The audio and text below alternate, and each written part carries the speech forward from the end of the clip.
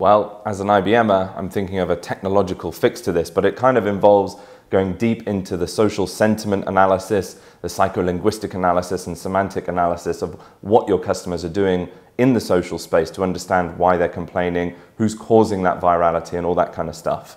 Well, if the customers are complaining about the invasiveness of your marketing techniques in the first place, probably not the way to solve it.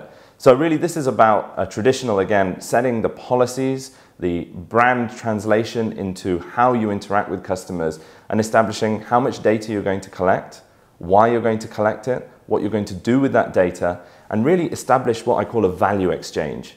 So customers are actually very willing to give up their data. They're very happy for you to use that data if they're getting value out of it.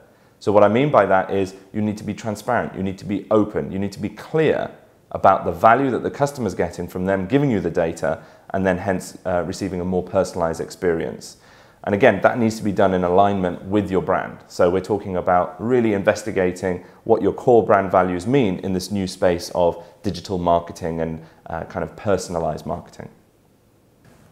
I think whenever new technologies come online, especially when people start complaining about them, I think very often it's about the people using the technology and how it's used rather than the technology itself. So even though we've invested millions into product development, our products haven't become sentient yet, so we're not on the edge of Skynet where products are making their own decisions. So it's really all about the people and not the systems. And generally consumers and business people will, I think, be really happy to share their information and their preferences and so on when they feel they've got some trust in an organisation, but also when they can see the value and the benefit up front. So if you really understand why you want this information, then you're more likely to share it.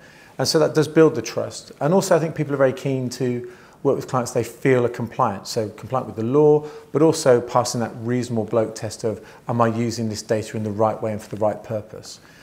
So in a case like this, if something like this went viral, my first thought is it's a kind of over-exuberant marketer that's taken the tools and decided to use every trick in the book that's been given to him, rather than adopting a bit of a less is more, softly approach to using technology in marketing. And then I find what we do, if we look at what Sitecore has done globally, we help global brands create a very personalized, tailored, a very engaging experience.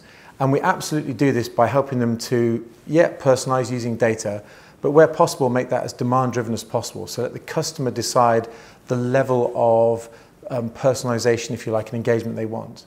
And again, we do that by gathering as much data as possible, but we apply it in a very, very sensitive way. And as I said, we allow people to set their preferences.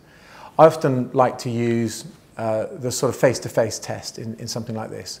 So if you imagine standing next to somebody and asking them questions and asking for personal information, if you get to the point where you think, oh, this feels intrusive and I'm uncomfortable asking the question, well, guess what? It's just the same online. So you should feel embarrassed about asking that question.